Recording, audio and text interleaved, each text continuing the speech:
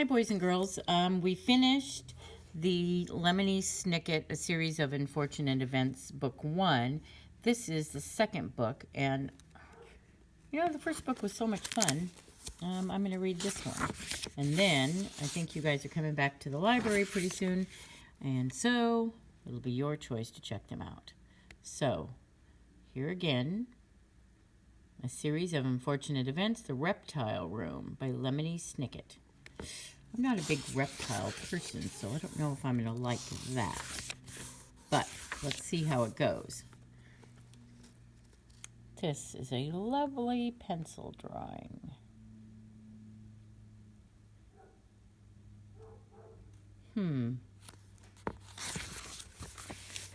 First chapter.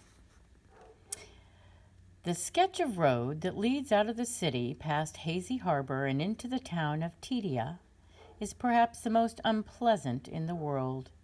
It is called Lousy Lane. Lousy Lane runs through fields that are sickly gray color, in which a handful of scraggly trees produce apples so sour that one only has to look at them to feel ill. Lousy Lane traverses the Grim River, a body of water that is 9/10 mud and that contains extremely unnerving fish, and it encircles a horseradish factory, so the entire area smells bitter and strong. I'm sorry to tell you that this story begins with the Beaudelaire orphans traveling along this most displeasing road, and that from this moment on, the story only gets worse. Of all the people in the world who have miserable lives, and as I'm sure you know, there are quite a few, the Beaudelaire youngsters take the cake, a phrase which here means that more horrible things have happened to them than just about anybody.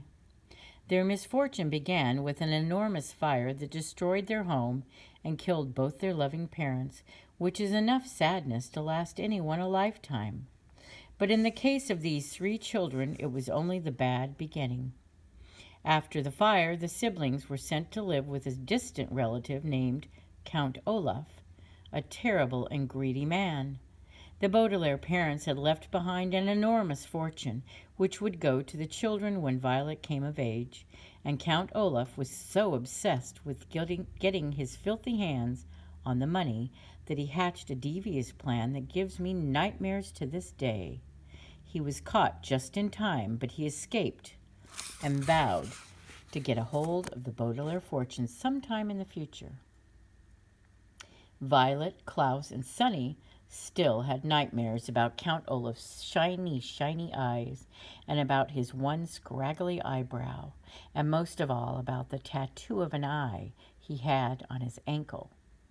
It seemed like that eye was watching the Beaudelaire orphans wherever they went. So I must tell you that if you have opened this book in the hope of finding out that the children lived happily ever after, you might as well shut it and read something else, because Violet, Klaus, and Sonny, sitting in a small, cramped car and staring out the windows at Lousy Lane, were heading toward even more misery and woe. The Grim River and the horseradish factory were only the first of a sequence of tragic and unpleasant episodes that bring a frown to my face and a tear to my eye whenever I think about them. The driver of the car was Mr. Poe, a family friend who worked at a bank, and always had a cough. He was in charge of overseeing the orphans' affairs, so it was he who decided the children would be placed in the care of a distant relative in the country after all the unpleasantness with Count Olaf. "I'm sorry if you're uncomfortable," Mr. Poe said, coughing into a white handkerchief, "but this new car of mine doesn't fit too many people. We couldn't even fit any of your suitcases. In a week or so, I'll drive back here and bring them to you." "Thank you," said Violet, who at 14 was the oldest of the Beaudelaire children. Anyone who knew Violet well could see that her mind was not really on what Mr. Poe was saying, because her long hair was tied up in a ribbon to keep it out of her eyes. That doesn't make sense.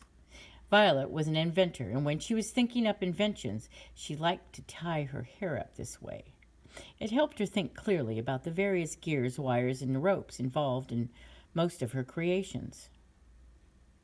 After living so long in the city, Mr. Poe continued, I think you will find the countryside to be a pleasant change. Oh, here's a turn. We're almost there. Good, Klaus said quietly. Klaus, like many people on car rides, was very bored, and he was sad not to have a book with him. Klaus loved to read, and at approximately 12 years of age, he had read more books than many people read in their whole lives. Sometimes he read well into the night, and in the morning could be found fast asleep with a book in his hand and his glasses still on. I think you'll like Dr. Montgomery, too, Mr. Poe said. He has traveled a great deal, so he has plenty of stories to tell. I've heard his house is filled with things he's brought back from all the places he's been. Backs! Sonny shrieked. Sonny, the youngest of the Beaudelaire orphans, often talked like this, as infants tend to do. In fact, besides biting things with her 4 very sharp teeth, speaking in fragments was how Sonny spent most of her time. It was often difficult to tell what she meant to say. At this moment, she probably meant something along the lines of, I'm nervous about meeting a new relative. All 3 of the children were. How exactly is Dr. Montgomery related to us? Klaus asked. Dr. Montgomery is, let me see, your late father's cousin's wife's brother. I think that's right. He's a scientist of some sort and receives a great deal of money from the government. As a banker, Mr. Poe was always interested in money. What should we call him? Klaus asked. You should call him Dr. Montgomery, Mr. Poe replied, unless he tells you to call him Montgomery. Both his first and last names are Montgomery, so it doesn't really make much difference. His name is Montgomery, Klaus said, smiling. Yes, and I'm sure he's very sensitive about that, so don't ridicule him, Mr. Poe said, coughing again into his handkerchief. Ridicule means tease. Klaus sighed. I know what ridicule means, he said. He did not add that, of course, he also knew not to make fun of someone's name. Occasionally, people thought that because the orphans were unfortunate, that they were also dim-witted. Violet sighed too and took the ribbon out of her hair. She had been trying to think up an invention that would block the smell of horseradish from reaching one's nose, but she was too nervous about meeting Dr. Montgomery to focus on it. Do you know what sort of scientist he is? She asked. She was thinking Dr. Montgomery might have a laboratory that would be of use to her.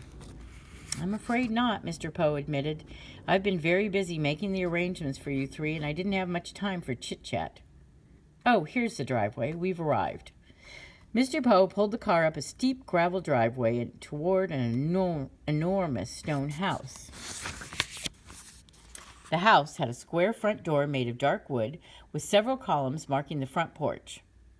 To each side of the door were lights in the shapes of torches which were brightly lit even though it was morning. Above the front door, the house had rows and rows of square windows, most of which were open to let in the breeze. But in front of the house was what was truly unusual. A vast, well-kept lawn dotted with long, thin shrubs in remarkable shapes. As Mr. Poe's car came to a halt, the Beaudelaires could see that the shrubs had been trimmed so as to look like snakes. Each head was a different sort or different kind of serpent, some long, some short, some with their tongues out, some with their mouths open, showing green, fearsome teeth. They were quite eerie, and Violet, Klaus, and Sonny were a bit hesitant about walking beside them on their way up to the house. Mr. Poe, who led the way, didn't seem to notice the hedges at all, possibly because he was so busy coaching the children on how to behave. Now, Klaus, don't ask too many questions right away. Violet, what happened to the ribbon in your hair? I thought you looked very distinguished in it. And somebody please make sure Sonny doesn't bite Dr. Montgomery. That wouldn't be a good first impression. Mr. Poe stepped up to the door and rang a doorbell that was once one of the loudest the children had ever heard. After a moment's pause, they could hear approaching footsteps, and Violet, Klaus, and Sonny all looked at one another. They had no way of knowing, of course, that very soon there would be more misfortune within their unlucky family, but they nevertheless felt uneasy.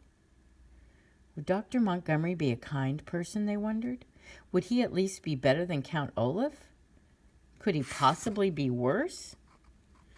The door creaked open slowly, and the Beaudelaire orphans held their breath as they peered into the dark entryway. They saw a dark burgundy carpet that lay on the floor. They saw a stained glass light fixture that dangled from the ceiling.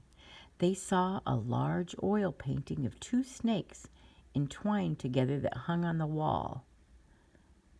But where was Dr. Montgomery? "Hello?" Mr. Poe called out. "Hello?" "Hello, hello, hello!" a loud voice boomed out, and from behind the door stepped a short, chubby man with a round, red face. "I am your Uncle Monty, and this is really perfect timing. I just finished making a coconut cream cake." We will stop right here, and next week we'll find out if Sunny likes coconut or not at Chapter 2. This promises to be fun.